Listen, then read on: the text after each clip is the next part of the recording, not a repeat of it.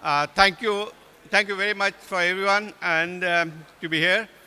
And so let's start the session.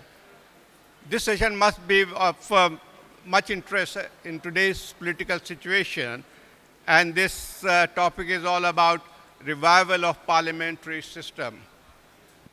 Well, when you talk about revival of parliamentary democratic system, the main question is whether we have a democratic process in place. And that's basically a major question before everyone in Pakistan today. Over last 75 years, Pakistan has gone through military governments and alternated by what I describe as quasi-civilian government.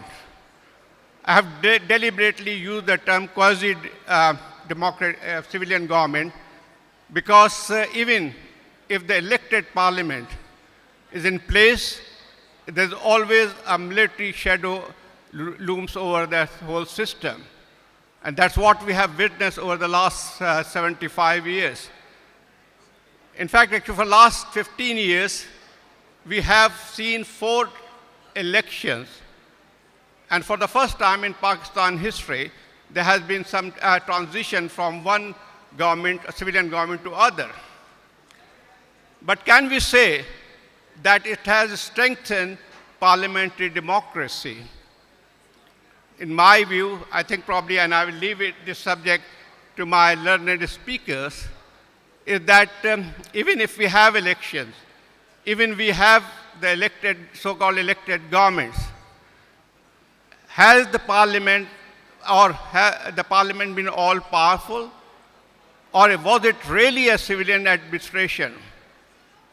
There may be a brief period of times when parliament has shown some strength, and I would say that from 2008, when the elections were held after 10 years of military government, there was a brief period where we saw parliament working like a parliament.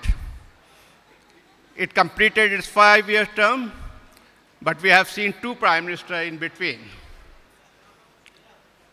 But one thing, actually, at least the credit goes to that parliament, that it passed 18th Amendment, which basically overhauled almost 1/3 of the Constitution.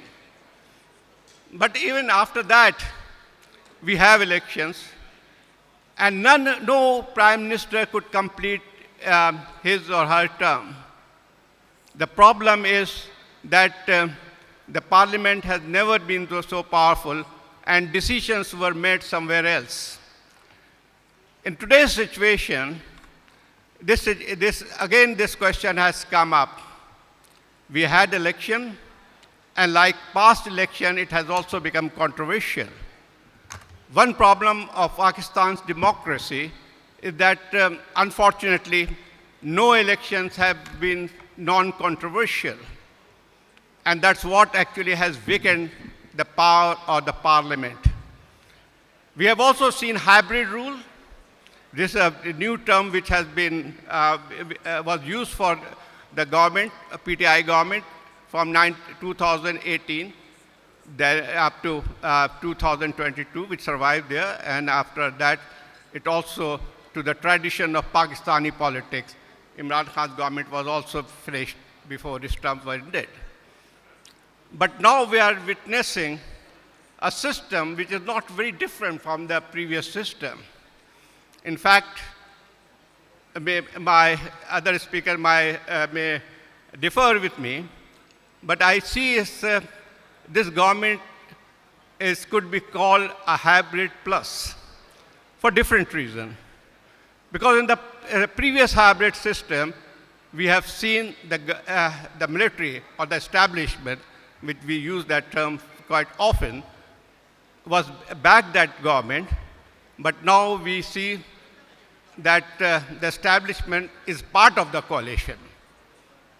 It's the first time in Pakistan history, some major cabinet positions have gone to the people who are not members of particular political parties. So I think probably this is the topic, and I think we have speakers now with us. very distinguished panel. We have Ali Zafar, Senator Ali Zafar, who is also leader of PTI.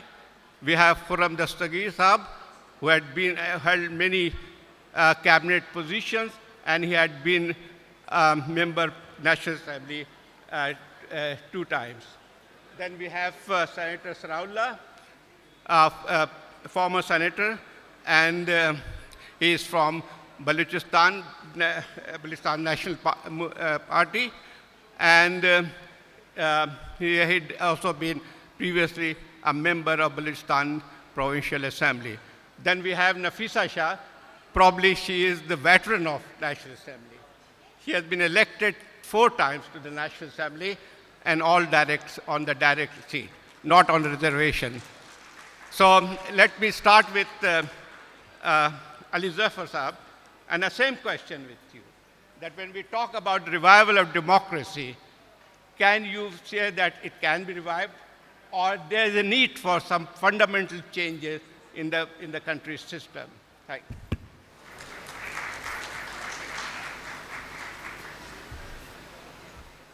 Bismillah ar-Rahman ar-Rahim. Should I give you the good news first or the bad news first? The bad news, before I give that, I must congratulate the organizers of this function, because we are today once more celebrating a woman who I believe is not just a constitutionalist, human rights activist, but the very epitome of revolution itself. और हम उनकी memory को आज celebrate कर रहे हैं, तो I would like to thank the organizers for giving me this opportunity first. And I'm speaking about Asma Jahangir. The good news and the bad news. The bad news is this, कि हमारे मुल्क में true parliamentary democracy ना आज तक हुई है, ना आज है.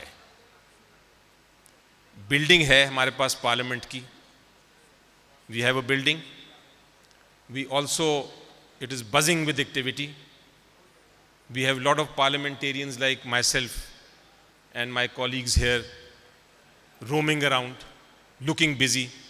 Lekin if you ask me whether there is true parliamentary democracy, the bad news is that it isn't. So your topic here, revival of parliamentary democracy, I think the topic is wrong.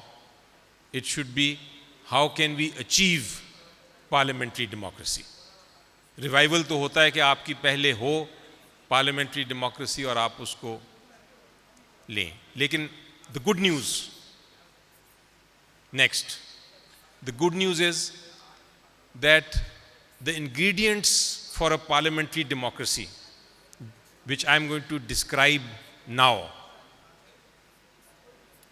उनमें सबसे बड़ा ingredient, the most important ingredient, is the will of the people. The recognition by the people that they have the power to change things.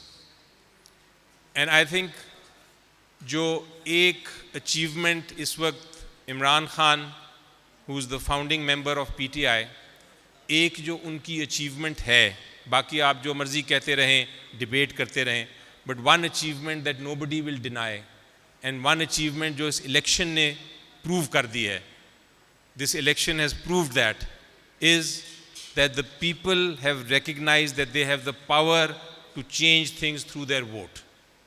And that is the first ingredient for a successful completion of a parliamentary democracy. क्या ingredients हैं parliamentary democracy के लिए? I identify 4 things. वैसे तो बहुत बड़ी debate है, बड़ी किताबें लिखी गई हैं, बड़े लोगों ने बातें की हैं, but the key ingredients in the context of Pakistan's history, the key ingredients are fundamentally four. One, you need parliamentarians, not a building, you need parliamentarians. And parliamentarians मैं किनको कहता हूँ? आपने एक उर्दू का लफ्ज़ सुना होगा वकार. There's no English translation for me, but reputation is probably the nearest to wakar. Until and unless parliamentarians have established their reputation in the eyes of the public, no parliamentary democracy can exist anywhere in the world. That is the first key ingredient. Vakar of the parliamentarians themselves. Number two ingredient, जो equally important है, is the stakeholder, the political party itself. A political party has to be a political party. And जब मैं अभी आपको बताऊंगा, I'll be very honest with you today. Do we have a political party in existence today in Pakistan? Or are we just parties by name? Are we just parties by name? Because until and unless you have a political party in existence, parliamentary democracy is not achievable. This is the second most important ingredient. ये जरा गौर से सुनिएगा. दूसरा ingredient. तीसरा ingredient का मैंने पहले ही जिक्र किया. The will of the people and the recognition by the people कि they have the power. The revolution जिसको आप कहते हैं, जहां लोगों को एहसास हो जाए कि ये ताकत हमारे पास है, not a elite few, not some people जिन्होंने बहुत बड़ी बड़ी ज़मीनें ली हुई हैं, not some people जो बड़े well connected हैं, but truly the people have the power. जितना भी गरीब हो, जितना भी अमीर हो, हर एक की बराबरी है in terms of vote, and the vote translates. That is the third ingredient. लेकिन चौथा ingredient भी उतना ही ज़रूरी है उसके साथ ही, उसको मैं part of the third ingredient ही कहता हूँ, और वो ये है कि the will of the people is nothing without leadership. A leader has to be born, a leader has to be present for the will of the people to be translated, for the will of the people to be transferred into true parliamentary democracy. And last, जो चौथा ingredient है, जो हम सबको पता है, कुछ आप लोग यंगस्टर्स हैं, उन्होंने शायद एक्सपीरियंस नहीं किया होगा, लेकिन कुछ हमारे जैसे हैं who've seen a lot of history, contemporary history themselves. The fourth ingredient for Pakistan is, guess what? The fourth ingredient, अगर आप history देखेंगे, are the interferences from outside parliamentary forces. And those Pakistan के context में हमारे पास history में देखेंगे, अभी मैं आपको बताऊंगा, दो instances हैं, दो institutions हैं which have constantly been involved in uprooting the process towards parliamentary democracy. Number one ingredient is what we call the establishment. We've got martial laws in our history. Martial laws हमने सब experience किए हैं, जिन्होंने हमेशा जब भी हमने achieve करने की कोशिश की है, डेमोक्रेसी डीरेल किया गया. और दूसरा judicial interference in the context of Pakistan, और बड़े कम मुल्क में ऐसा है जहां हमने देखा हिस्टोरिकली कि जब भी एक गैप आया है तो जुडिशरी ने भी इंटरफेरेंस करना शुरू कर दिया in politics and in historically speaking in, और मैं आपको एक्सप्लेन करूंगा जो मैं कह रहा हूं विद द फैक्ट्स, कि ये हिस्टोरिकली स्पीकिंग इंटरफेरेंस हुई है in policy matters, in political matters, in matters जो कि जुडिशरी को नहीं करने चाहिए थे, जिसकी वजह से बहुत सारे लोगों ने कहा है कि this is governance by judiciary. तो ये चार इंग्रेडिएंट्स हैं जो कि बहुत अहम है. So let's start with the history of Pakistan. क्या हमने पहली जो इशू है, पहला पॉइंट जो है कि पार्लियामेंट का वकार, पार्लियामेंटेरियंस का role, have we achieve that? I will start very briefly and take you through Pakistan's history because that is part of the topic on this. 1947 में गवर्नमेंट ऑफ इंडिया एक्ट 1935 था. We did not have a constitution. So Quaid-e Azam Mohammad Ali Jinnah, the founder of Pakistan, उन्होंने constituent assembly बनाई और उनको पहले दिन address किया और कहा कि आपका सिर्फ एक ही काम है. आपका काम क्या है? आपका काम है कि आप कॉन्स्टिट्यूशन बनाएं, पाकिस्तान का आइन बनाएं, make a constitution for the country. It took them 10 years. 10 साल तक वो डिबेट करते रहे, पार्लियामेंट बिल्डिंग में बैठे रहे. बड़े बड़े अच्छे लोग थे, बैठे रहे, लेकिन उन लोगों ने कॉन्स्टिट्यूशन नहीं बनाई. क्यों नहीं बनाई आप पूछेंगे? Because of this basic concept of conflict of interest. Conflict of interest क्या था कि as long as they were in the constituent assembly and did not make a constitution, they would continue. जिस दिन वो कॉन्स्टिट्यूशन बनाते उस दिन उनको स्टेप डाउन करना पड़ता. तो देयर वाज अ कॉन्फ्लिक्ट. वो जितना देर करते कॉन्स्टिट्यूशन को बनाने में, उतनी देर तक वो कॉन्स्टिट्यूशन असेंबली में बैठे रहते. Because of that conflict we lost 10 years. Ultimately court ने आके कहा कि आप कॉन्स्टिट्यूशन बनाएं. कॉन्स्टिट्यूशन बन गई 1956 की पहली. What happened then we had these musical chairs. I call it the era of musical chairs. Prime ministers kept changing. अच्छे प्राइम मिनिस्टर्स आए. कोई 15 दिन लास्ट किया, कोई 2 महीने लास्ट किया, कोई 3 महीने लास्ट किया. वकार जो था, reputation of the parliamentarians kept going down. Result क्या हुआ? Martial law. दोसा जजमेंट भी आ गई, जजमेंट ने उसको इंडोर्स भी कर दिया. So when parliamentarians lost their reputation, the result was Pakistan पहले अपने 10 साल में कॉन्स्टिट्यूशन नहीं बना सका. जो कॉन्स्टिट्यूशन बनी, immediately after a year or so उसको ख़त्म कर दिया गया. Let's fast forward. Let's fast forward to 1973. 1973 की कॉन्स्टिट्यूशन बन गई. इलेक्शन हुए उसके पहले. The first elections were rigged, massively rigged. So much so that people came out in the streets. Movement हो गई, violent movement happened. And eventually the second or third martial law of Ziaul Haq came.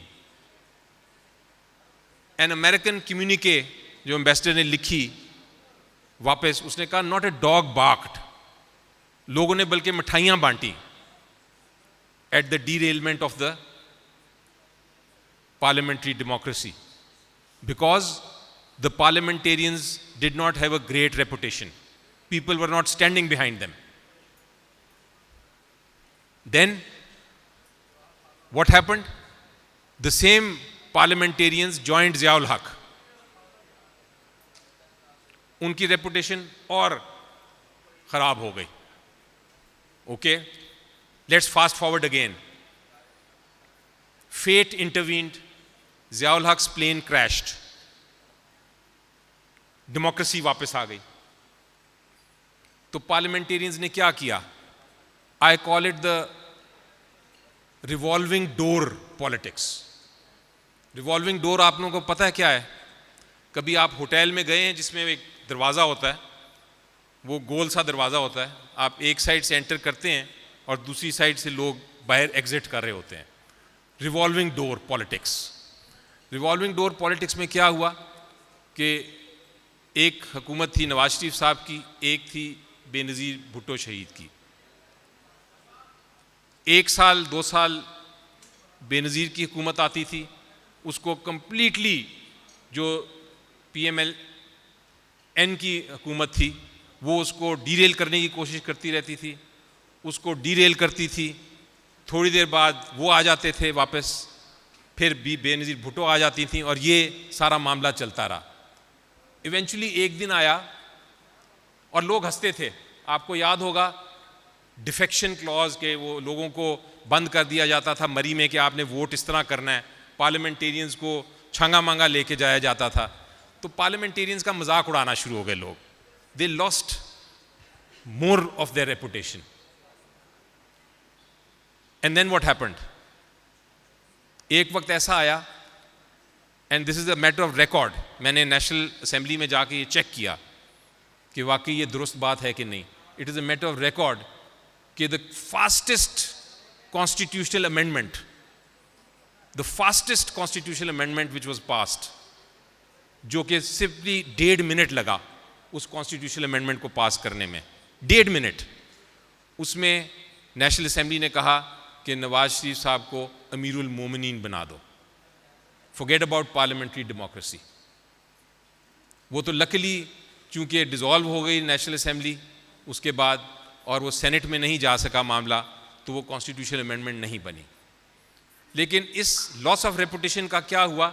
Loss of reputation से ये हुआ कि आज भी उसके immediately बाद मुशर्रफ साहब आ गए, मार्शल लॉ लग गया, और सुप्रीम कोर्ट ने फिर उसको इंडोर्स कर दिया उस केस को, और कहा कि this is the correct martial law. So in effect, if you look at Pakistani history, why we have not been able to achieve parliamentary democracy, fault also lies with us parliamentarians. And आज भी आप देखें, पिछले 2 साल पहले, 2 साल से आप देखें, हमारा मेन काम क्या है एज पार्लियामेंटेरियंस? हमारा काम है कानून साजी करना. कानून साजी किसके लिए करना? For the betterment of the public, आप लोगों के लिए, बेहतरी के लिए, मुल्क और कौम की खिदमत के लिए. लेकिन आप देखें कि पार्लियामेंट ने पिछले 2 साल से कानून साजी किस तरह की. It is called bulldozing of laws. 1 minute में बिल आता है, कोई पढ़ता भी नहीं उसको, स्टैंप करते हैं और लॉ बन जाता है. लोगों का जो पार्लियामेंटेरियंस हैं उस पे से वकार उतरता जा रहा है. And that is the reason why we have still not been able to achieve true parliamentary democracy. My suggestion would be, my aim is, and that is my endeavor, और यही मैं ट्राई कर रहा हूँ कि हम अपना पार्लियामेंटेरियंस जो हैं वो खुद ही अपना वकार ऊपर करें. We have to first improve ourselves. We have to first act like parliamentarians. Then you will respect us. Then people will respect us, and only then will we be able to achieve true parliamentary democracy. That is my first ingredient. Second point मैंने आपको बताया था, political parties की existence. मैं कई forums पे जाके बात करता हूँ, and I talk about USA की politics, I talk about UK की पॉलिटिक्स, एंड आई से कि look at their party system. उनके पार्टी सिस्टम में आज अगर ओबामा आता है उनकी पार्टी में, तो कल बाइडेन आ जाता है, परसों कोई और आ जाएगा, unknown, unrelated to each other, only rising from party politics. England की पार्टीज़ को देखें तो 2 पार्टीज़ हैं, या मेन पार्टीज़ जो हैं कंजर्वेटिव और लेबर. उनके जो प्राइम मिनिस्टर्स बनते हैं वो कोई भी बन सकता है, anybody who rises from the ranks. Their political parties are not dynastic. Their political parties are not one man show. They are truly democratic inside. So हम जब तक अपनी सारी पॉलिटिकल पार्टीज को टोटली डेमोक्रेटिक नहीं करेंगे, ये parliamentary democracy will still be a dream we will achieve. I am going to shorten this. Third point was interference by other state actors. Pakistan की हिस्ट्री में we have all seen martial laws being imposed. Pakistan की history में we've all seen the judiciary act and endorse those cases. हमने देखा है, आप start कर लें दोसा केस से, नुसरत भुट्टो केस से, आप देख लें सारे केसेस जो उसके बाद आते रहे हैं. हमेशा जब भी मौका हुआ है डॉक्ट्रिन ऑफ नेसेसिटी आ गया. जब डॉक्ट्रिन ऑफ नेसेसिटी आप ख़त्म करते हैं, उसके थोड़ी देर बाद वो फिर दोबारा से रिवाइव किया जाता है हमारी हिस्ट्री में. उसके अलावा जब भी गैप आता है हम देखते हैं कि जुडिशरी ऐसे केसेस, रिको डिक केस हो गया, बहुत सारे केसेस हो गए जो हमारे माजी में हैं जहां जो गवर्नमेंट के मैटर्स हैं उसमें इंटरफेरेंस करती रही. Those are all things that derail parliamentary democracy का कॉन्सेप्ट. पार्लियामेंट्री डेमोक्रेसी में parliament is sovereign, there is a cabinet, there is a prime minister responsible, the entire ministers are responsible to the parliament, parliament is a watchdog, judiciary acts within its affair अपनी jurisdiction के अंदर, and executive only implements. That is the ideal format of a parliamentary democracy. लेकिन हमारी सारी mixed up हो जाएगी. अगर history देखें, everybody is interfering with everybody else's business, not their own. अगर आप हिस्ट्री में देखें तो इस्टेब्लिशमेंट आके तो मार्शल लॉ लगा देती है. अगर आप देखें तो जुडिशरी आके बात करना शुरू कर दी है पॉलिसी मैटर्स की, कि आपने प्राइस शुगर की कितनी होनी चाहिए, कितनी नहीं होनी चाहिए. So all these matters need to be, every body, every institution needs to be within their sphere. Last चीज जो थी, I spoke about the will of the people and leadership. Will of the people, जिस तरह मैंने कहा, आज तक हमने पाकिस्तान में बात तो बहुत की, लेकिन will of the people actually देखी नहीं. Will of the people पहली बार मैंने experience की है अब. And that is why I said कि there is a good news. The good news is कि हम लोग बूढ़े हो रहे हैं, लेकिन हमारी ज़्यादातर पॉपुलेशन जवान है. They know the system, they read everything. वो educated through the social media network, they are as educated as anybody else. They are aware of their rights. और इस बार जब इलेक्शन हुआ तो आपने देखा कि PTI एक बड़ी मकबूल पार्टी थी, उसको मैं रिप्रेजेंट करता हूँ. PTI को सिंबल उसका ले लिया गया. आप सब ने वो केस देखा था, मैंने खुद ये केस किया था. PTI का सिंबल ले लिया गया और उसका मकसद ये था कि लोग कंफ्यूज हो जाएं. The purpose was very simple, that people should get confused, so confused that they will not be able to vote. But you people, you said no, this right of ours cannot be taken away. We will go through this process. Without the symbol we will still vote. और vote किया, चुप करके किया, बर्दाश्त करके किया, vote किया, exercise की अपनी पावर.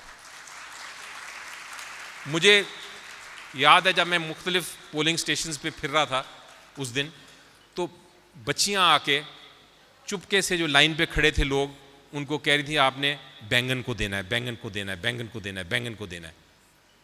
दूसरे पोलिंग स्टेशन पे गया तो किसी ने हाथ पे बनाया हुआ था निशान, शायद करेले का या किसी का, वो कह थे कि ये आपने इधर वोट देना है, इधर वोट देना है. Meaning thereby that people were very aware. People knew कि हमें हमारा वोट क्या है.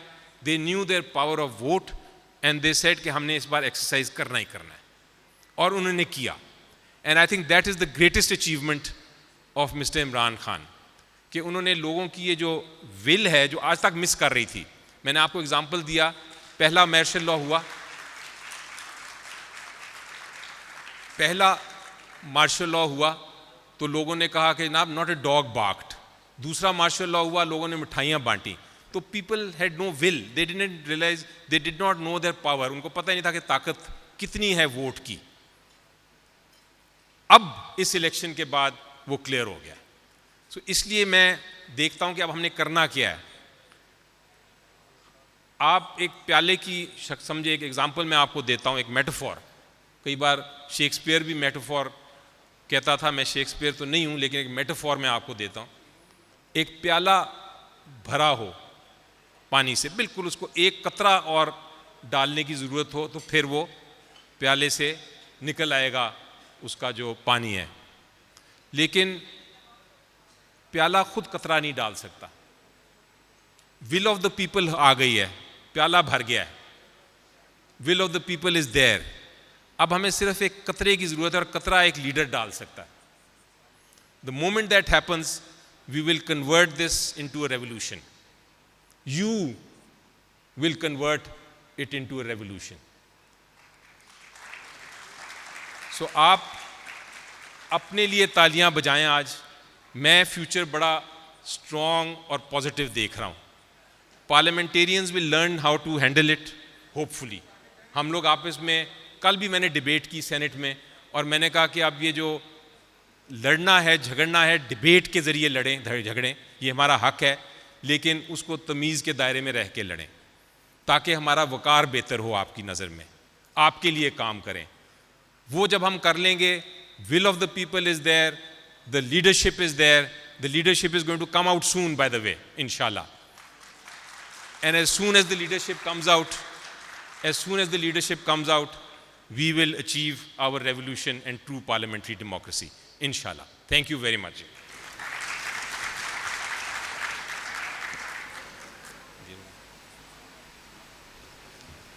ज़रा गुजारिश करूँगा कि थोड़ा अपना कम टाइम लें। Nafisa Shah. He took a long time. बहुत शुक्रिया जी। सबसे पहले तो मैं आसमा जहांगीर की मैं समझती हूँ कि वो पाकिस्तान की और इंटरनेशनल ह्यूमन राइट्स की गुरु ही हैं और रहेंगी, और मैं मशकूर हूँ ऑर्गेनाइज़र्स को। मैं सारा साल इंतज़ार करती हूँ कि इस फोरम पर मैं आसमा जहांगीर के बैनर के नीचे बात करूं, क्योंकि वो वॉइस थी ह्यूमन राइट्स की जिसकी आज भी शिद्दत से कमी महसूस हो रही है। तो मैं सुलेमा से और मुनीज़े को और पूरी टीम को कंग्रेचुलेट करूंगी। जो आज का हमारा टॉपिक है revival of the constitution, revival of parliamentary democracy, मैं इसका आगाज़ करूंगी। पूरी हमें हिस्ट्री और काफ़ी लेक्चर सुनने को मिला, and I think of course I would endorse parts of it, but strongly disagree with some parts and some expression of my former colleague.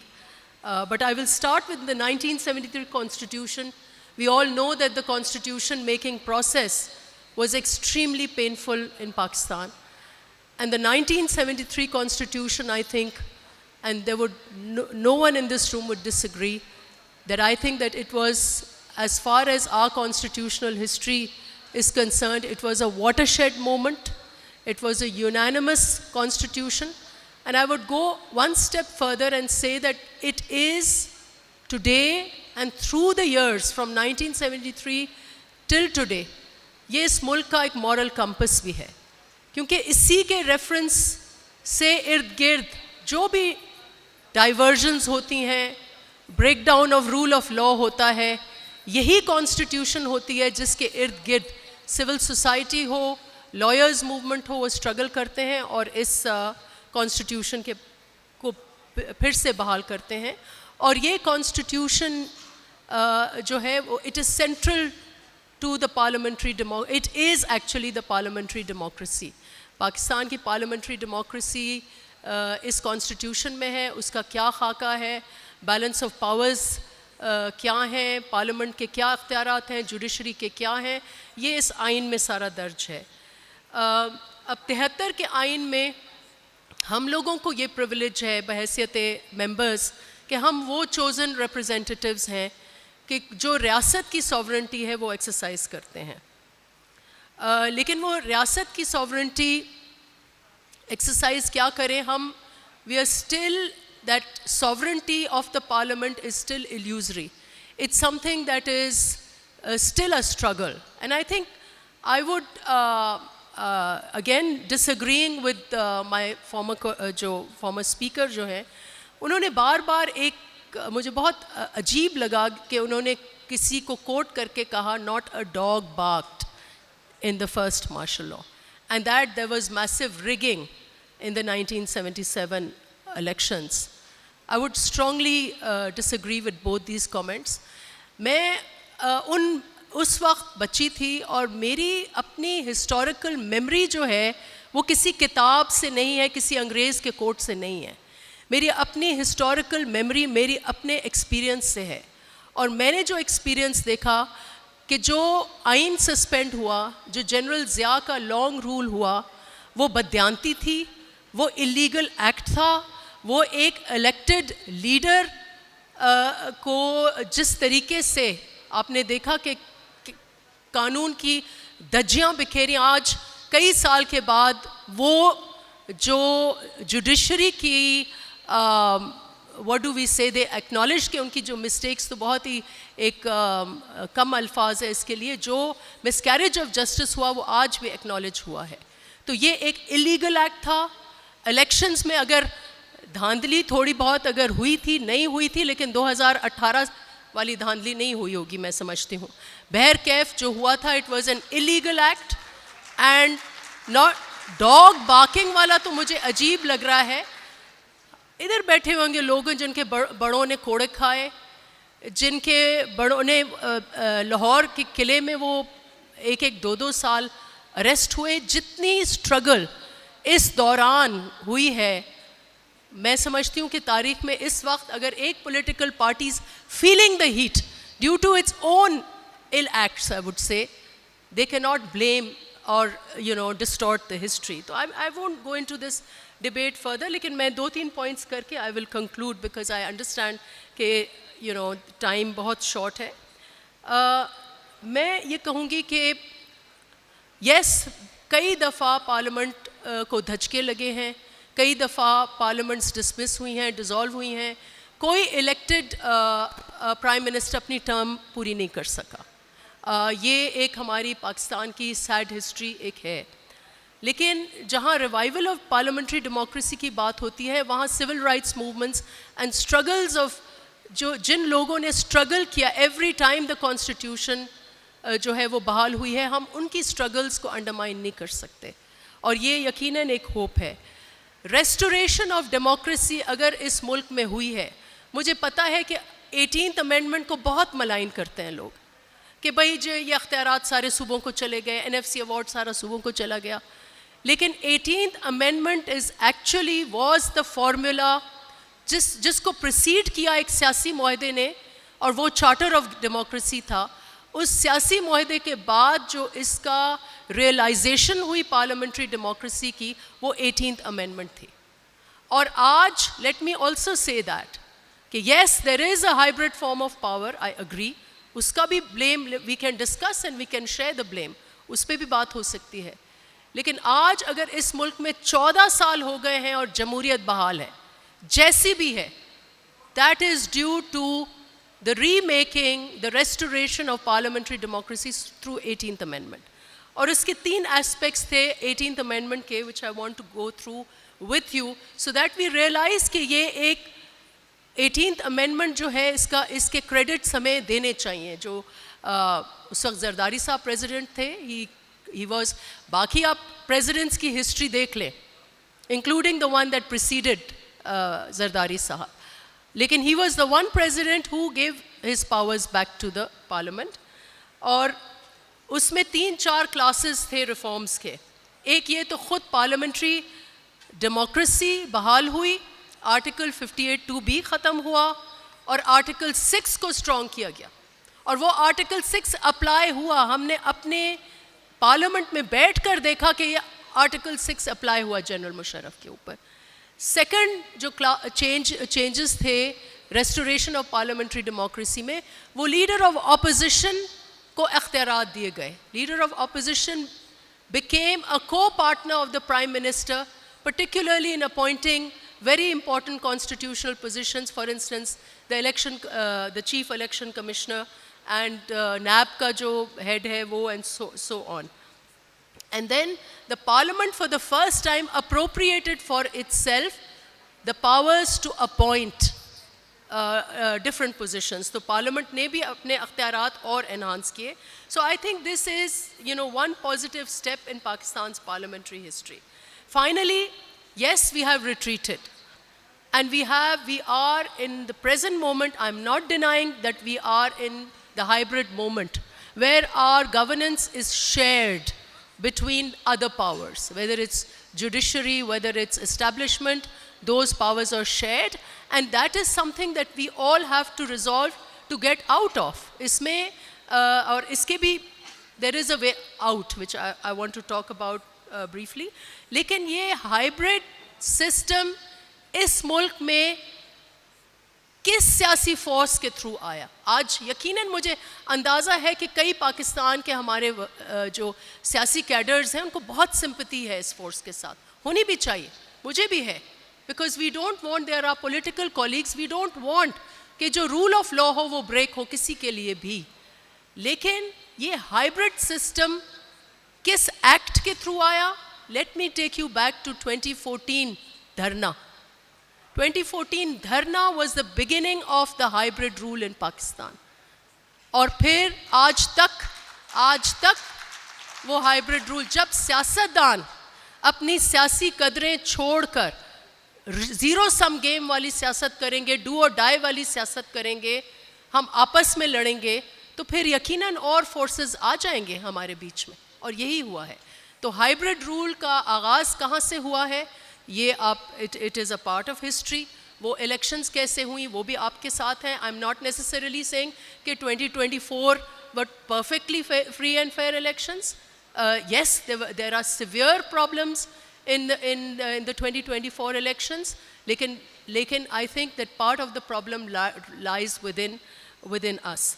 दो और मैं कुछ कवानीन की बात करूँगी, because I think before, I don't know if we'll have a question answer session, there won't be any time, लेकिन मैं ज़रूर बात करूँगी where I feel कि पार्लियामेंट ने अपना स्पेस सीड किया है। there's no denying it कि हाइब्रिड सिस्टम ने हमने अपना, और जो बुलडोजिंग वाली लॉ हुई, तो बुलडोजिंग वाली लॉ के लिए भी मैं अली ज़फ़र साहब से कहूँगी कि let's back to the 2018 period and see how the parliament was running. It was running through rule of ordinances. तो Official Secrets Act 2023, Army Act 2023, and of course POPA and PICA laws, जो electronic crimes regulation, ये सारे ऐसे कवानीन हैं जिसमें parliament ने अपना स्पेस सीड किया है। कहीं पार्लियामेंट ने अपना स्पेस रीगेन करने की भी कोशिश की है। वो दो कवानीन हैं, प्रैक्टिस एंड प्रोसीजर बिल, जो चीफ जस्टिस साहब ने भी उसकी रेफरेंस दी, और contempt of parliament law. Now we can have a serious discussion on whether ये दो, मेरे नज़दीक पार्लियामेंट जो है वो माँ है इस इस पूरे सियासी ढांचे की, और उसकी सॉवरेंटी का इंतहा और इख्तिताम डिफ़ाइन नहीं किया जा सकता। So I have my own I have my own views on whether these two, practice and procedure bill और contempt of parliament law, इसकी ज़रूरत थी नहीं थी। शायद उस वक्त जब जुडिशरी के साथ कॉन्फ्रंटेशन का माहौल था, शायद उस वक्त ज़रूरत थी, लेकिन this is something that we can debate further. यहाँ पर पार्लियामेंट ने स्पेस ज़रूर कुछ ना कुछ सीट किया है। Moving forward, what do I recommend? देखें, जब सियासत का आप दरवाज़ा बंद करेंगे तो आज जिस नहज पर हम खड़े हैं ये होगा, और सियासत का दरवाज़ा हम सबको खोलना है। जहां हमारी पार्टी सियासत के थ्रू इस मुल्क के हल करने चाह रही है मसले, मैं समझती हूँ और पार्टीज़ को भी सियासत के दरवाजे हल करना चाहिए। सियासत जब इस मुल्क में सियासी निज़ाम बहाल होगा, that will preceded the strengthening of the parliament, and that is what is missing today, is that political parties have to come, कोई भी दरवाजे के पीछे ये कहे कि मैं डायलॉग इससे नहीं करूँगा क्योंकि ये तो बस ये है और मैं इससे नहीं करूँगा, तो फिर ऐसे आप और दरवाजे खुलते हैं और किस्म के इंटरवेंशंस के लिए। सो ये है। Then finally, in the parliament itself, I think today it's the fourth time I'm in the parliament, और मेरा पहला जो बिल मैंने दिया वो मैंने पब्लिक पिटिशंस का बिल दिया, और मुझे अपोज किया पीटीआई ने। मैंने पब्लिक पिटिशंस का बिल सिर्फ इसलिए दिया कि मैंने कहा पार्लियामेंट को बराह रास्त अवाम के साथ इन टच होना चाहिए। पब्लिक, हर वो शख्स या group of people who want to reach the parliament directly and seek redressal, not through executive means but through oversight means, should be able to come to the parliament. और यही मेरा end है कि parliament has to be open to the people. We have to create जो parliament और अवाम के बीच में खाल है उसको हमें बंद करना होगा, और उसके लिए एक तो हमें सियासत बहाल करनी है, दूसरा पार्लियामेंट्री प्रोरोगेटिव्स, और दूसरा मैं ये ज़रूर कहूँगी और इसमें पार्लियामेंट को अपना किरदार अदा करना चाहिए, we can not be seen as executives rubber stamps. Parliament को इंडिपेंडेंट रोल, जैसे जस्टिस साहब ने कहा हमें इंडिपेंडेंट होना है, पार्लियामेंट को भी इंडिपेंडेंट होना है और स्ट्रॉन्ग ओवरसाइट रोल हुकूमत को देना है. सो द ट्रेजरी बेंचेस हो या ऑपोजिशन बेंचेस हो, पार्लियामेंट अपनी जब तक इंडिपेंडेंस नहीं दिखाएगी तो वो नहीं होगा. और भी बहुत पॉइंट्स हैं, but I will stop here. Thank you for giving me relaxation of time. Thank you very much. I don't have any choice, but okay. अच्छा, सनाउल्लाह बलोच साहब से कहूँगा कि वो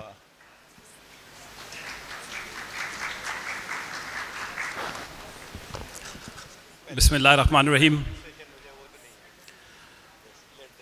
मोअज़्ज़िज़ अरकान मजलिस, वकला हज़रात, ख़वातीन हज़रात, सहाफ़ी और डिग्नेटरीज़, एम्बेसडर्स, मेरे ख़्याल में तकरीबन सब चले गए हैं.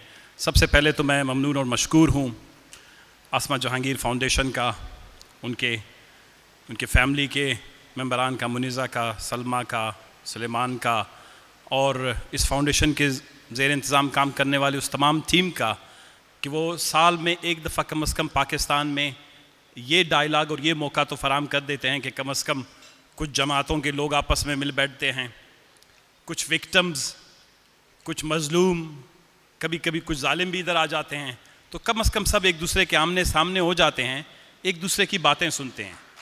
और ये मौका पाकिस्तान में आपको कहीं पे भी नहीं मिलता.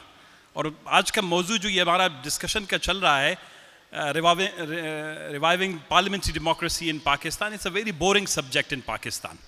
क्योंकि सबको पता है कि पार्लियामेंट की अपनी कोई हैसियत नहीं है, पार्लियामेंट की कोई अपनी अहमियत नहीं है. ना वो अपने आप को रिवाइव कर सकता है, ना वो अपने मसाइल खुद रिजॉल्व कर सकता है, ना वो अपने आप को डिज़ोल्व कर सकता है. तो पार्लियामेंट इत्सेल्फ, मेरे ख्याल मुझसे पहले अली ज़फ़र साहब ने बड़ी खूबसूरत बातें की. इनके वालिद साहब मेरे साथ सेनेटर हुआ करते थे, तो मुझसे बहुत सीनियर हुआ करते थे. 2003 में मैं जब सेनेटर बना, I was the youngest senator, तो मुझे कहते थे कि बेटा थोड़ा सा स्लो. उस वक्त मुशर्रफ की हुकूमत थी, बलूचिस्तान में बहुत हालात गंभीर होते जा रहे थे. तो मैंने कहा सर मैं सेनेटर हूँ, मैं पार्लियामेंट का मेंबर हूँ, मेरे प्रिविलेजेस हैं, मेरे सूबे में फौजकशी हो रही है, लोग लापता हो रहे हैं, हमारे वसाइल पर कब्ज़ा हो रहा है, हमारे पास पानी पीने के लिए पानी नहीं है, खाने के लिए जो है हमारे पास लोगों के पास रोज़ी रोज़गार नहीं है, और आप कहते हैं कि आप यहाँ पर सब्र से और तहम्मुल से काम लें कि अच्छा नहीं होगा. मैंने कहा मेरे साथ कौन अच्छा नहीं करेगा, मैं पार्लियामेंटेरियन हूँ. But unfortunately even as a parliamentarian we suffered. मैं खुद विक्टिम रहा, जलावतन रहा, फैमिली वाले लोग लापता हुए, बैंक अकाउंट सीज कर दिए गए. ये जो चीज़ें अभी आपको नज़र आ रही हैं, ये पार्लियामेंट के पार्लियामेंटेरियंस के साथ भी होते रहे हैं, जो आप शहरियों के साथ भी होते रहे हैं. तो पार्लियामेंट्री डेमोक्रेसी है क्या? तो मैं जो किताब पढ़ रहा था तो उसमें किसी ने एक अमेरिकन जज से वो एक ऑब्ससेनिटी का, फहाशी का केस सुन रहे थे, तो किसी वकला ने उनसे ज़्यादा इस्तदा की कि जी आप ज़रा पोर्नोग्राफी की तशरीह करें कि ये पोर्नोग्राफी है क्या. तो अमेरिकन जज ने, वो सुप्रीम कोर्ट के जो अमेरिका के जज थे, उसने खूबसूरत बात की. बोलता है I know it when I see it. Pornography क्या है जब तो मैं देखूंगा नहीं. तो पार्लियामेंट्री डेमोक्रेसी क्या है? पार्लियामेंट्री डेमोक्रेसी आपको नजर आती है पाकिस्तान में? Parliamentary democracy is all about justice, all about equality, respect, peace, equality. ये चीजें अमन, इंसाफ, मसावात, अदल, बराबरी, खौफ और इराज का शिकार ना होना, इसे कहते हैं parliamentary democracy. It's not about a building, it's not about individuals, it's not about president, it's not about prime minister, it's not about a constitution. Parliamentary democracy is a culture, and that culture doesn't exist in Pakistan. और इसके बारे में कोई बात करने के लिए तैयार नहीं है. जिन लोगों ने पार्लियामेंट्री डेमोक्रेसी के लिए पाकिस्तान में वैसे भी 1970 तक की जो सारी हिस्ट्री है, मैं हिस्ट्री में जाना नहीं चाहूँगा, आप बोर हो जाएंगे, सब्जेक्ट बड़ा डिफ़िकल्ट है, मुश्किल है, तारीख में चले जाएंगे हम. 1970 तक पाकिस्तान में जो तजर्बे किए गए वही तजर्बे दोहराए जा रहे हैं. पाकिस्तान में जो कुछ हो रहा है वो गेम ऑफ थ्रोन है. क्या है जो एक सीरीज के भी चलता था, ये उसी के कुछ एपिसोड हैं, सिर्फ कैरेक्टर्स बदलते जा रहे हैं. जो पाकिस्तान में हो रहा है, जो भी पार्लियामेंट आ रही है, जो भी असम्बली आ रही है, इसकी जो कंपोजिशन है, इसका जो स्ट्रक्चर है, इसकी जो साख्त है, इसकी जो ऑपरेशनल, उसकी जो अय्यत है, एक्टिविटीज़ हैं, वो आपको देखें, आपको पिछली पार्लियामेंट से कहीं भी मुख्तलिफ नहीं लगेंगी। ज़िया-उल-हक के दौर में अगर यहां पर पीपल्स पार्टी वालों को कोड़े पड़ रहे थे, तो पीपल्स पार्टी के दौर में बलूचिस्तान के लोगों को कोड़े पड़ रहे थे और उनके ऊपर फौजी ऑपरेशन हो रहे थे। आज इमरान खान की पीटीआई के लोग जेलों में मिलिट्री कोर्ट सह रहे हैं। इसी तरह जब इमरान खान साहब वजीर आजम थे, मेरे बड़े अच्छे दोस्त हैं, उनके दौर में सियासी लोग जो हैं जेर इताब थे। हमने यही बात की, जब पहले दिन हमने इमरान खान साहब के साथ जब इत्तेहाद किया, तो we were part of the वो कोलिशन, अख्तर मेंगल साहब और बलूचिस्तान नेशनल पार्टी। तो हमने जब उन्होंने बात की एहतसाब, तो पहला ही प्रोग्राम था, मुझसे किसी एंकर ने दोस्त ने भाई ने पूछा, आमिद मीर साहब ही थे मेरे ख्याल बैठे हुए इस मजलिस में, कि जी आप ये बताएं कि जी इमरान खान साहब का तो एजेंडा ये है। हमने कहा एहतसाब नहीं, इस मुल्क को इंसाफ चाहिए, जस्टिस चाहिए। अब justice is not limited to the courts, justice political भी होता है, जस्टिस इकोनॉमिकल भी होता है, जस्टिस रिप्रेजेंटेशन की शक्ल में भी होता है, जस्टिस रिस्पेक्ट की शक्ल में भी होता है, जो पाकिस्तान के तमाम शहरियों को यकसा दस्तयाब नहीं है। हर किसी को इंसाफ, हर किसी के इंसाफ का दायरा उसकी हैसियत, उसकी अय्यत, उसकी शहरियत, उसके सूबे, उसकी जुबान और नस्ल के एतबार से तय किया जाता है पाकिस्तान के अंदर। तो अगर पाकिस्तान के अंदर हम ये बात करें कि पार्लियामेंट्री डेमोक्रेसी, तो मैं आपको छोटी सी बात बताऊंगा। अगर पार्लियामानी डेमोक्रेसी होती तो 1947 14 अगस्त 1947 को पाकिस्तान की पहली कॉन्स्टिट्यूंट असेंबली बनी। वो लेजिस्लेटिव असेंबली भी थी और उसको हुक्मरानी का भी इख्तियार था। 1956 तक वो कोई कॉन्स्टिट्यूशन नहीं बना सके, डिसॉल्व कर दिए गए। उसके तमाम मेंबरान की ख्वाहिश थी, कोई वजीर बनना चाहता था, कोई सफीर बनना चाहता था, कोई मराद लेना चाहता था, किसी को गरज नहीं था कॉन्स्टिट्यूशन और पाकिस्तान से। जो भी लोग थे, अगर आपके हमारे रिश्तेदार थे, आई एम सॉरी कि उनके बारे में मैं ये कह रहा हूं। उसके बाद 1956 का कॉन्स्टिट्यूशन आया, थोड़ी सी उसमें कुशन थी। आप लॉयर्स हैं, आप बेहतर जानते हैं, 1956 का कॉन्स्टिट्यूशन किसी के आर्काइव और लाइब्रेरी में भी इस वक्त मौजूद नहीं।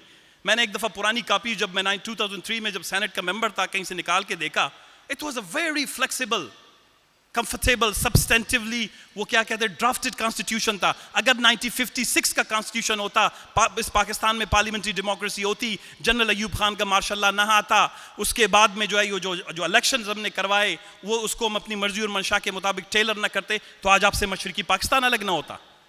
तो ये पार्लियामेंट्री डेमोक्रेसी नहीं थी। दैट वाज अ फेलियर कि अगर आपके यहाँ पार्लियामेंट्री डेमोक्रेसी होती, आप आधा मुल्क नहीं गवाते। अब आते हैं आगे, जुल्फकार अली भुट्टो साहब हमारे लिए काबिल कदर हैं। यहां पर बात पार्टीज की नहीं है, बात यह है कि जिस हम सिस्टम के तहत ऑपरेट करते हैं उसमें इंडिविजुअल्स आते हैं। We talk as a nation. जो 70 से लेकर 71 से लेकर 77 तक जो डेमोक्रेसी थी या जो पार्लियामेंट था, वो भी एक तरफा था। आपका आधा पाकिस्तान, 62% ऑफ पाकिस्तान, उसमें जो है फौजी ऑपरेशन, मिलिट्री ऑपरेशन हो रहा था बलूचिस्तान में, जब जुल्फकार अली भुट्टो साहब के जो है वो कहते हैं पार्लियामेंट्री डेमोक्रेसी है।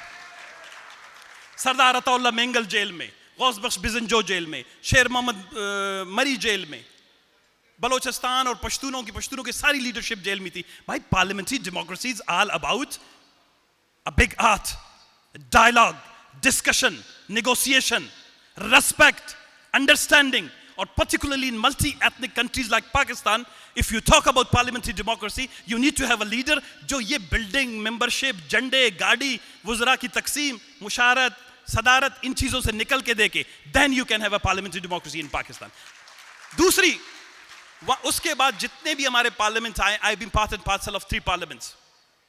मैं सूबाई असम्बली को भी लोग पार्लियामेंट कहते हैं।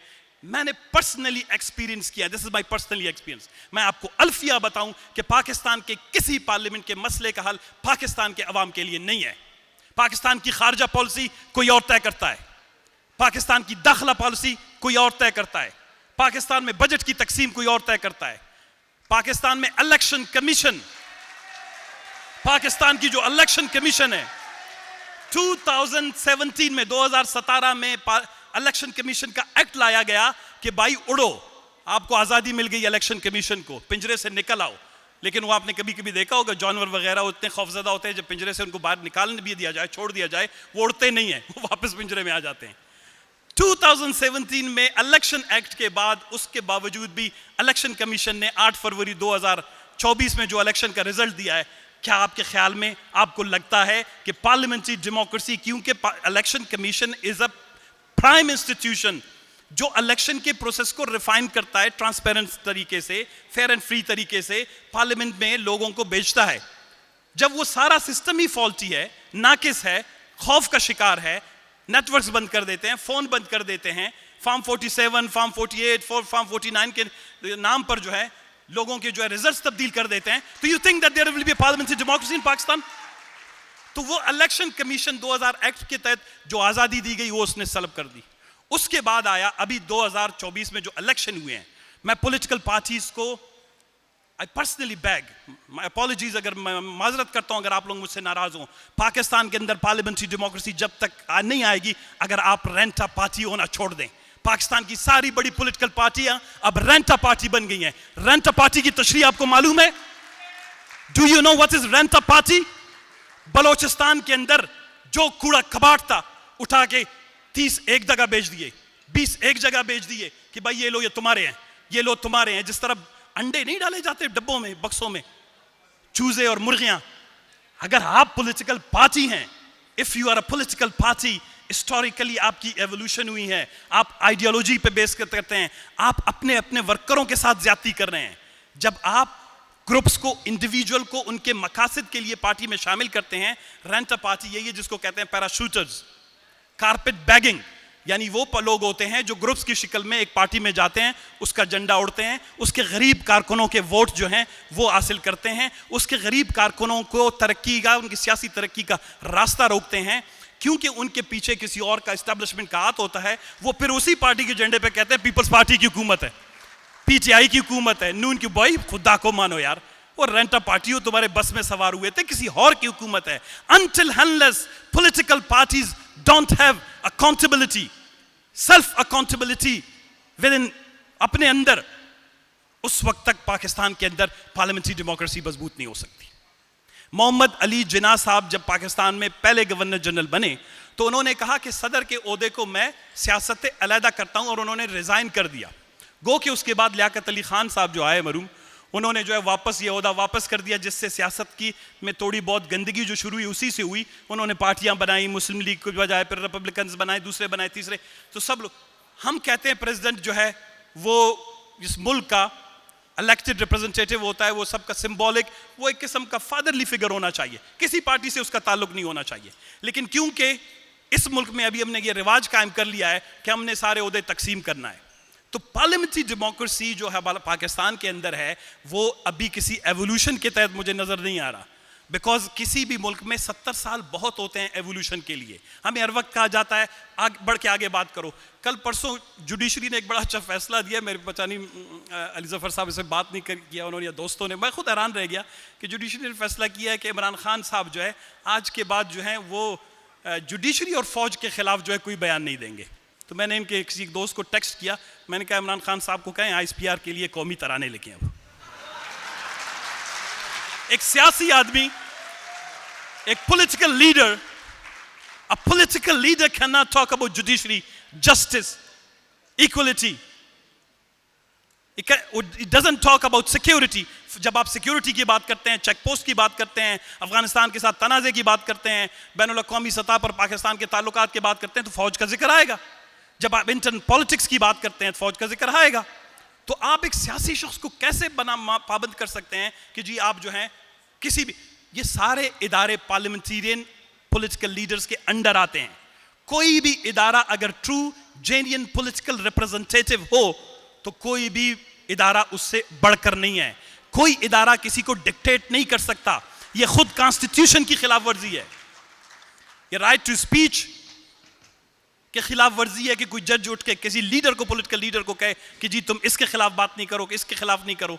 मतलब आप हमारे जुबान में लुकमे दें और आप कहें कि अब जो हम आपके लिए तराने लेके, कौमी नगमे लेके, और अब कोई किसी मसले पे बात नहीं कर। कहने का मकसद ये वक्त की कमी है, I am really sorry for that. ये डिबेट क्या है? अब हमने कहाँ जाना है? इसमें एक मौजू है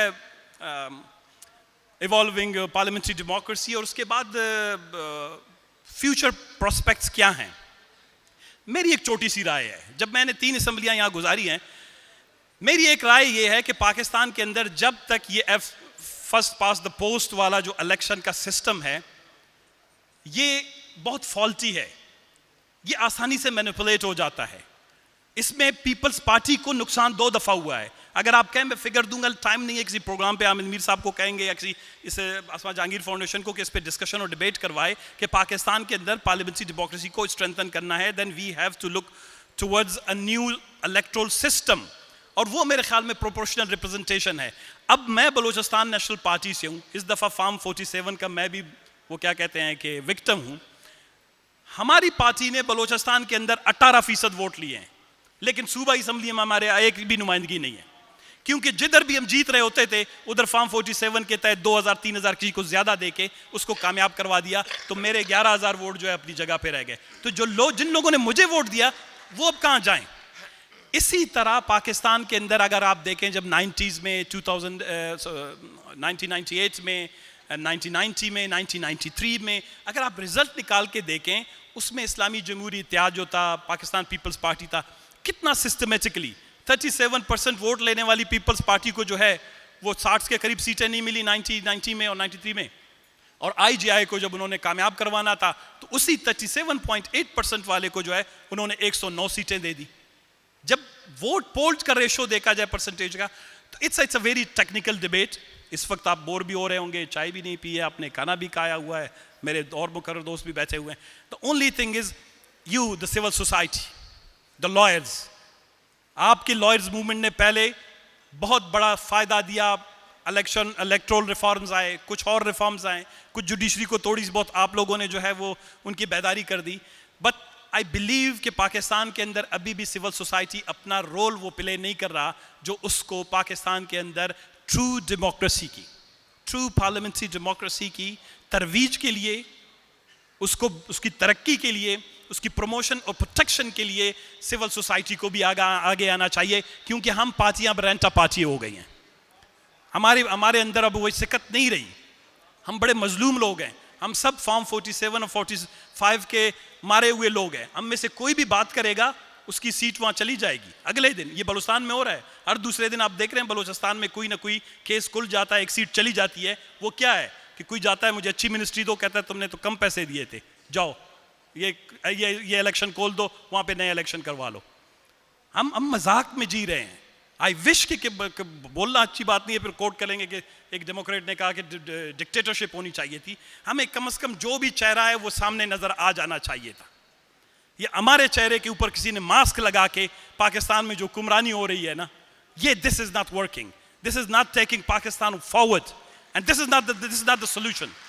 सो Pakistan needs a true democratic face ताकि पाकिस्तान को आगे बढ़ाया जा सके। मैं आखिर में आप सबका ममनून और मशकूर हूँ एक दफ़ा फिर आसमा जहांगीर फाउंडेशन का, उनके तमाम कुलीग्स का, उनके मेंबरान का कि उन्होंने ये मौका हमें फ़राहम किया कि कभी कभी लाहौर आ जाते हैं। तो आई विश कि ये आसमा जहांगीर फाउंडेशन की ये सीरीज़, ये सेमिनार्स, ये कॉन्फ्रेंसेस साल में एक दफ़ा ना हो, बल्कि इसके रीजनल और प्रोविंशियल सतह पे भी डिस्कशन और डायलॉग हो, ताकि कम से कम पाकिस्तानी एक दूसरे से मिल तो सकें, एक दूसरे से बात तो कर सकें। Thank you very much.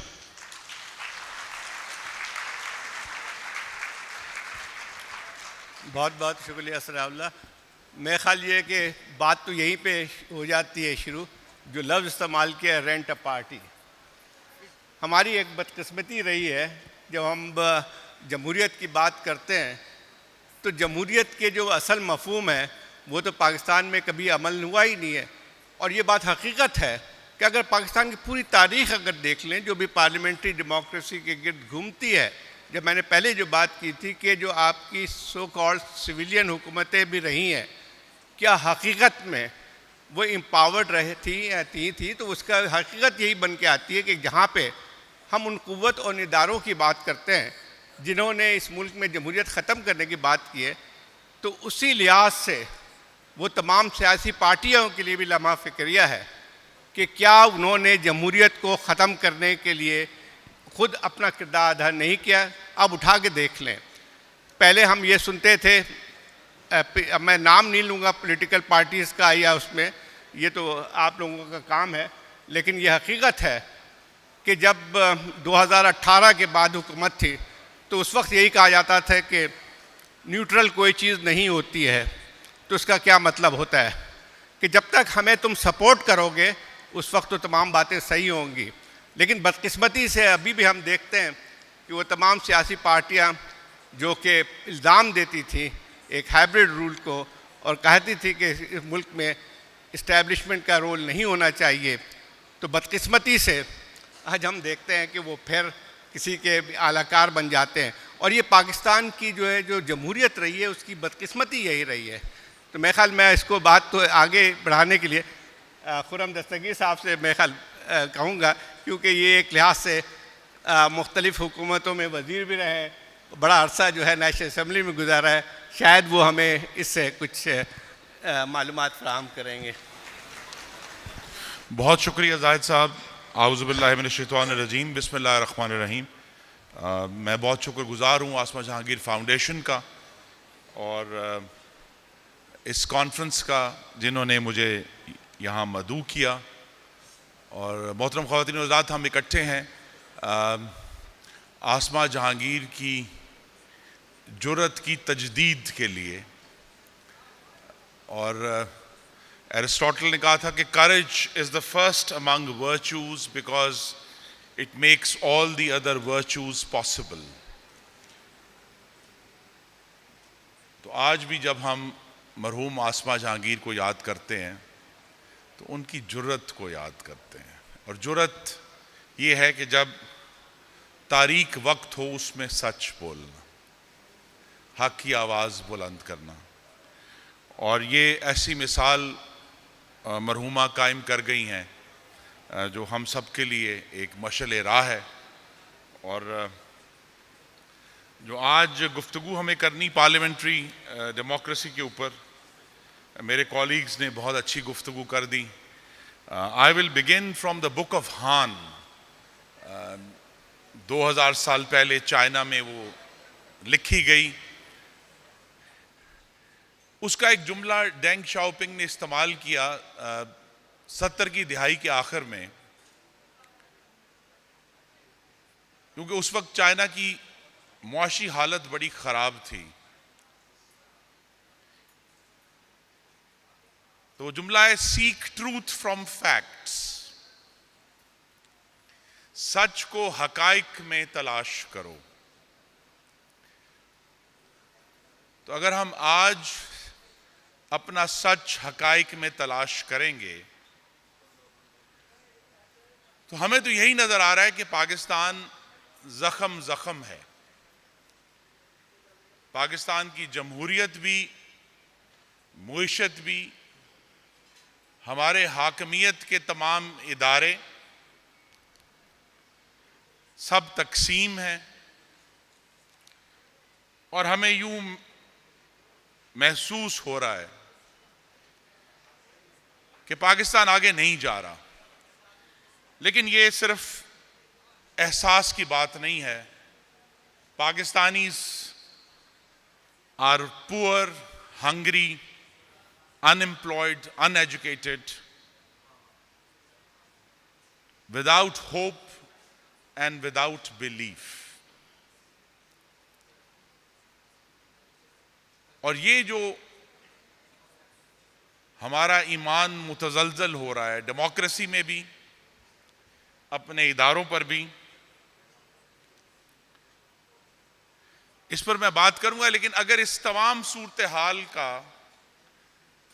सबसे कम इल्जाम किसी इदारे को देना है तो वो आपकी पार्लियामेंट, क्योंकि सियासी theory, political theory tells us that technically judiciary is the weakest pillar of government. लेकिन पाकिस्तान में ये दुरुस्त नहीं है। आपके मुंतखब ऐवान सबसे कमजोर इदारा है पाकिस्तान की हाकमियत का। उसके लिए अब उसके आगे कौन जिम्मेदार है? यहां दुरुस्त कहा गया कि जी खुद अवामी नुमाइंदे भी जिम्मेदार हैं, पॉलिटिकल पार्टीज भी जिम्मेदार हैं।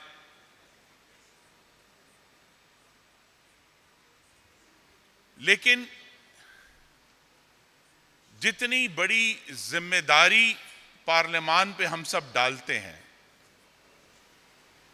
यहां मुंतखब नुमाइंदे मौजूद हैं, सबसे पहला ही तनकीद मुंतखब नुमाइंदों पर होती है, दुरुस्त होती है।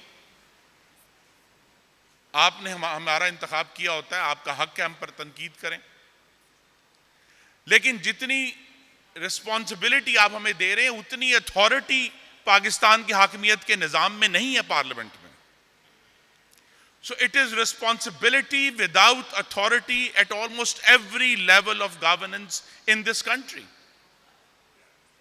तो जब तक आप ये रिस्पॉन्सिबिलिटी और अथॉरिटी का गैप हम सब मिलकर पूरा नहीं करते,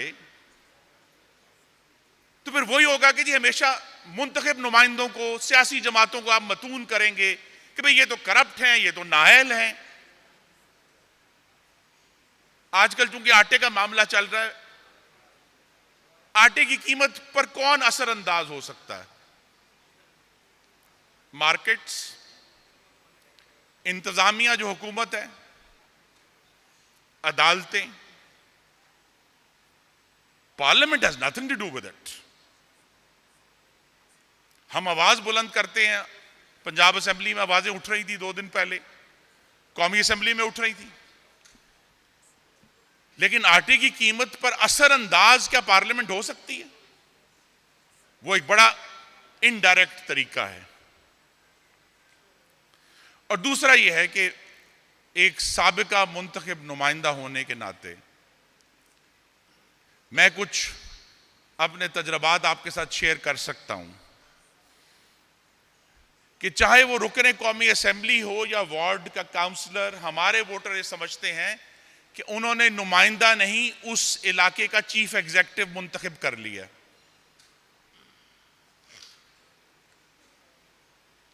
कि वो उस गली में अगर पानी खड़ा है वो भी निकलवाएगा, गंद पड़ा है वो भी उठवाएगा। किसी वोटर का मोटरसाइकिल पुलिस ने रख लिया, उसको भी छुड़वाएगा। बड़े इंफ्रास्ट्रक्चर के मंसूबे भी बनवाएगा। हकीकत यह है कि जब अभी इलेक्शंस होते हैं तो every time there is an election, media comes in, they come to my constituency, they say कि schools are not good, roads are not good, sanitation is not good. Ladies and gentlemen, I am not responsible for the schools in my constituency. मैं उस पर असरअंदाज हो सकता हूं, I can have some influence. मैं पार्लियामान में या सूबाई असेंबली में अपनी आवाज उठा सकता हूं कि जनाब ये स्कूल ठीक नहीं है, लेकिन मैं जिम्मेदार नहीं हूं। मैं अपने शहर में, अपने हलके में सफाई का जिम्मेदार नहीं हूं। स्कूल में टीचर आया या नहीं आया, मैं उसका जिम्मेदार नहीं हूं। वो जिम्मेदारी हुकूमत की है। तो लिहाजा जो आर्गुमेंट मैं आपके सामने रख रहा हूं कि हम अभी तक अपने जहनों में हुकूमत जो एग्जीक्यूटिव है और पार्लियामान को अलहदा नहीं कर पाए। हमने उन्हें गुड मुड किया हुआ, क्योंकि हुकूमत उसमें से निकलती है, जो कुछ पार्लियामान के अरकान है वो हुकूमत में चले जाते हैं। लेकिन यहां जो हमारा टॉपिक है वो पार्लियामेंट्री डेमोक्रेसी का रिवाइवल है, गवर्नमेंट इफेक्टिवनेस नहीं है। Ladies and gentleman, we are discussing parliamentary democracy, not the effectiveness of governance in this country. These are two separate subjects. And this disconnect between responsibility and authority is the reason that if you go to almost any level of government office in this country, whether in the district or in the provincial capital or the national capital, you will find your elected representatives sitting as supplicants before government officials. आपके मुंतखब नुमाइंदे साइल बनकर बैठे हुए हैं, चाहे वो assistant commissioner का दफ्तर है या फेडरल सेक्रेटरी का दफ्तर है।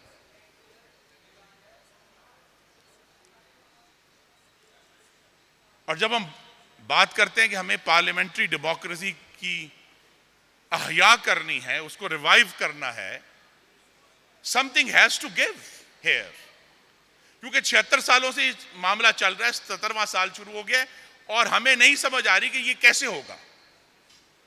ज्यादा सबसे आसान है कि आप गंद सारा जितना भी फ्रस्ट्रेशन है वो अपने मुंतखब नुमाइंदों पर फेंक दें, सियासी जमातों पर फेंक दें और वो लोग जो फैसले कर रहे हैं, अदलिया, ब्यूरोक्रेसी, एस्टैब्लिशमेंट, उनकी आज तक उतनी स्क्रूटनी, 1% भी वो स्क्रूटनी नहीं हुई जितनी मुंतखब नुमाइंदों को हुई है। और ये मैं आपको अपने जाती तजर्बे से बता सकता हूं। गालिबन शायद नफीसा शाह साहब ये पता नहीं पब्लिक अकाउंट्स कमेटी में सर्व किया या नहीं किया, मैंने सर्व किया। पब्लिक अकाउंट्स कमेटी में खिदमात इंजाम देने का नतीजा ये है, लेडीज एंड जेंटलमैन, कि करप्शन का जहां मामला आता है और आप कंपैरिजन करें तो रियासत पाकिस्तान के अंदर जो करप्शन होती है उसके मुकाबले में मुंतखब नुमाइंदे पैदा भी नहीं हुए।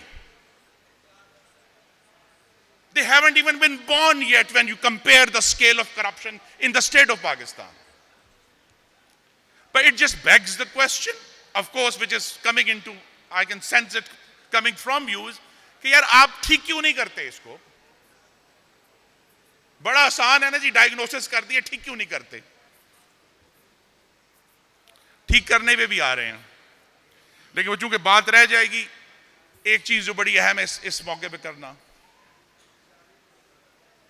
कि पार्लियामेंट्री डेमोक्रेसी सिर्फ एमएनए बनाने का नाम नहीं है, एमपीए बनाने का नाम नहीं है। जब अल्लाह ताला के करम से मुझे 2008 में मौका मिला पार्लियामान में जाने का, तो जो सबसे बड़ा सबक मैंने हासिल किया, और ये बिल्कुल फर्क सब्जेक्ट है, वो ये था कि पाकिस्तान में पंजाब के अलावा भी लोग रहते हैं। और मेरा ताल्लुक क्योंकि गुजरांवाला से है, जो आप कह सकते हैं पंजाब का पंजाब है, this realization that people coming from other provinces and other regions of the country view this country differently than me. They have a different experience. अभी सनाउल्लाह बलोच साहब ने ये बात की है, उन जिस नजर से वो पाकिस्तान को देखते हैं वो फर्क है, जिस नजर से वो पाकिस्तान की तारीख को देखते हैं वो फर्क है। और वहां फिर पार्लियामान की, फिर कहूंगा ये सिर्फ ये वैल्यू नहीं है कि आपने कुछ लोगों को एमएनए एमपीए बना दिया, उसकी वैल्यू ये भी है कि गुजरांवाले वाला मलीर वाले के साथ जाके बैठ गया, लसबेला वाले के साथ जाकर बैठ गया, और उन सब की इज्जत बराबर है। ये बात एक जमात को समझ नहीं आ रही। वो समझते हैं कि सिर्फ हमारे वोट पवित्र हैं, बाकियों के वोट खराब हैं, दागदार हैं। So the first step that we need to take towards a revival of parliamentary democracy in this country is for our parties to be convinced that the mandates given by the people deserve equal respect. मुझे नहीं अच्छे लगते ये लोग जो बैठे हुए हैं, लेकिन अगर मेरे पाकिस्तानी भाइयों और बहनों ने इनको वोट दिया तो मुझे इनकी इज्जत करनी है, इनकी इज्जत मेरे बराबर है। तो ये जो रिवाइवल है इसका ये हिस्सा होगा कि आप ये ना कहेंगे कि जो 70% वोट मुझे नहीं पड़ा वो तो बिल्कुल बेमानी है और बेकार है और उसको आप कचरे में फेंक दें। क्योंकि हमने असल में दूसरी जमातों की इज्जत नहीं करनी, अपने उन पाकिस्तानी बहनों और भाइयों की इज्जत करनी है जिन्होंने उस दिन जाकर वोट डाला है। अब वो लसबेला है, अब वो मर्दान है, वो गुजरांवाला है, वो उमरकोट है, हमें इज्जत करनी है। तो पहली चीज जो रिवाइवल हम जाएंगे, मैं हाँ जी खत्म कर रहा हूं, बातें बहुत सी थी लेकिन जो चीज रह जाएगी करना जरूरी है कि यहां चूंकि जिक्र हो रहा है बार बार कि पाकिस्तान की मुक्तदरा जो है एस्टैब्लिशमेंट, उसकी इंटरवेंशन क्या होती है। ये इंटरवेंशन हमने बार बार देखी है, ये एक हकीकत है और हमें इस मैदान खारजार में से ही गुजर कर अवाम का हक़ हाकमियत बहाल करना है। और ये जब हम इस पर सोचते हैं तो परेशानी दुगनी हो गई है, क्योंकि इसी मुक्तदरा ने जो एक तजर्बा किया था 2011, एक फ्रैंकेनस्टाइन प्रॉब्लम आ गया। फ्रैंकेनस्टाइन डॉक्टर का नाम था जिसने वो क्रीचर बनाया था, कि जब मुस्लिम लीग नून और पाकिस्तान पीपल्स पार्टी के दरमियान मिसाक जमहूरियत हो गया और हमने ये फैसला कर लिया कि हम हरीफ हैं, दुश्मन नहीं हैं, हमें एक दूसरे को खत्म नहीं करना, एक दूसरे के साथ इख्तलाफ करना है, तो फिर एक नया सनम तराशा गया जिसने कहा कि ये जो सिविलाइज्ड ऑपोजिशन है ये तो मिली भगत है, ये तो मुकमुका है। और ये तो बहुत ही गलत बात है कि अगर ऑपोजिशन और हुकूमत जो है वो एक दूसरे के साथ मुहज्जब जबान में गुफ्तगू कर रहे हैं तो मुल्क का बेड़ा गर्क हो गया, ये तो लूट के खा जाएंगे। वो लंबी कहानी आपने देखी, 2018 में वो एपोथियोसिस हुआ उस प्रोजेक्ट का, पर उसका नतीजा क्या हुआ है? नतीजा ये हुआ है कि अब पाकिस्तान की पार्लियामेंट्री डेमोक्रेसी को एक नहीं दो अफरीत का सामना है बैक वक्त। एक है बोनापार्टिज्म, और उस बोनापार्टिज्म ने एक फाशिज्म की वलादत की है। So we are faced simultaneously with fascism and Bonapartism। और जो मैं एक बात कहने आया था फिर कह के इजाजत लूंगा, वो ये है कि फाशिज्म बोनापार्टिज्म का इलाज नहीं है। Please, ladies and gentlemen, the one thing that I want to take away from here is that fascism is not a solution to dictatorship। So वहां जो है हमें जो कोशिश करनी है वो यही करनी है कि हम अपनी जिद्दोजहद जारी रखें, हम अपनी जमहूरियत में यकीन जारी रखें, उसके लिए कोशिश जारी रखें। जमहूरियत के नाम पे मैंने अपनी गर्दन पर एक जख्म भी खाया हुआ है।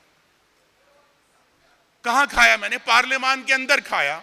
शायद नफीदा शाह साहब मौजूद थी 15 जून 2021 को, जब उस वक्त के वफाकी वुज़रा ने बजट की किताबें फेंकी ऑपोजिशन लीडर के ऊपर। और वो 2-2 किलो की किताब एक मुझे भी आके लगी थी, अभी तक दर्द होती है। तो पार्लियामेंट्री डेमोक्रेसी के जख्म भी हमने खाए हुए हैं। तो अगर हमने ये सीखना है कि हमें आगे जाना है तो फिर अब इस यकीन को कायम रखना है। जाहिद साहब मैं खत्म कर रहा हूं, और ये बात याद रखनी है, जिस तरह लर्नेड हैंड ने कहा था, I often wonder whether we do not rest our hopes too much upon constitutions, upon laws and upon courts. These are false hopes. Liberty lies in the hearts of men and women. When it dies there, no constitution, no law, no court can even do much to help it. While it lies there, it needs no constitution, no law, no court to serve it and save it. तो आसमा जहांगीर की याद में I raise the standard of liberty, ladies and gentlemen. Hurriyat का झंडा बुलंद करते हुए मैं आपसे इजाजत चाहता हूं। बहुत बहुत शुक्रिया। बहुत ही पुरमख्स डिस्कशन हुई है। वक्त बहुत ज़्यादा हम ले चुके हैं, वरना ये कि क्वेश्चन आंसर के लिए वक्त नहीं है। लेकिन दो आखिरी बात मैं करना चाहूँगा। बहुत अच्छी बातें हुई, बहुत अच्छी डिस्कशन हुई, और ये हकीकत है कि जो मसाइल पार्लियामेंट के हैं, तो एक खाली खुर्रम दस्तगीर साहब की जो एक बात को मैं उस पर जिक्र करना चाहूँगा। कहते हैं कि वो सही बात है कि जो पार्लियामेंट का मेंबर जब इलेक्ट होकर जाता है तो लोगों के नज़दीक जो है उसकी हैसियत ये नहीं होती है कि वो आगे चल के इस मुल्क की पॉलिसी या कानून बनाएगा। लेकिन उसकी वजह क्या है? उसकी वजह आप खुद भी आपको मालूम है कि जिस मुल्क में लोकल गवर्नमेंट का वजूद ही ख़त्म हो जाता है तो पार्लियामेंट जो है फिर उसको लोग जो है लोकल गवर्नमेंट का ही एक लिहाज से सब्स्टिट्यूशन बना लेते हैं। और यही हमारे मुल्क की जो है वो रही है कि जमहूरियत की जो बात करना वो सिर्फ इलेक्शन का नाम जो जमहूरियत नहीं होता है, और वो तो खैर इलेक्शन जिन हालात में होते हैं वो भी हमारे सामने मौजूद है। असल बात यह है कि जमहूरियत उसका नाम है कि जो उसकी प्रैक्टिस की जाती है। जमहूरियत का आगाज़ इलेक्शन के बाद होता है और पहला कदम होता है इलेक्शन का, लेकिन इस मुल्क की बदकिस्मती है कि जब इलेक्शन खुद इतने ज़्यादा कंट्रोवर्शियल हो जाए तो आपका पहला कदम भी जो है आगे नहीं बढ़ता है। तो ये एक लिहाज से तमाम सियासी पार्टियों को समझने का मुकाम है। हम सिर्फ ये नहीं कह सकते हैं कि हाँ ठीक है कि फ़लाना जो है इसका ज़िम्मेदार है, फ़लाना ज़िम्मेदार है, लेकिन अपनी ज़िम्मेदारी भी कबूल करना पड़ेगी। यहाँ पे सारे सियासी पार्टी के लोग बैठे हुए थे, लेकिन यही बात थी कि अपनी ज़िम्मेदारियों को कितना समझा गया है। और मैं ये बात बिल्कुल हकीकत है कि जमहूरियत जो है एक लिहाज से कंप्रोमाइज़ भी होते हैं, रिकन्सिलिएशन भी होती है। जब वो आप दरवाज़े बंद कर देंगे, जब सियासी जमातें में जो हम देखते हैं कि जब पिछले दिनों जो आप मुझे बताइए कि इस असेंबली में कितने जो है ऐसे सेशन हुए हैं जो बग़ैर हंगामे के चले हों।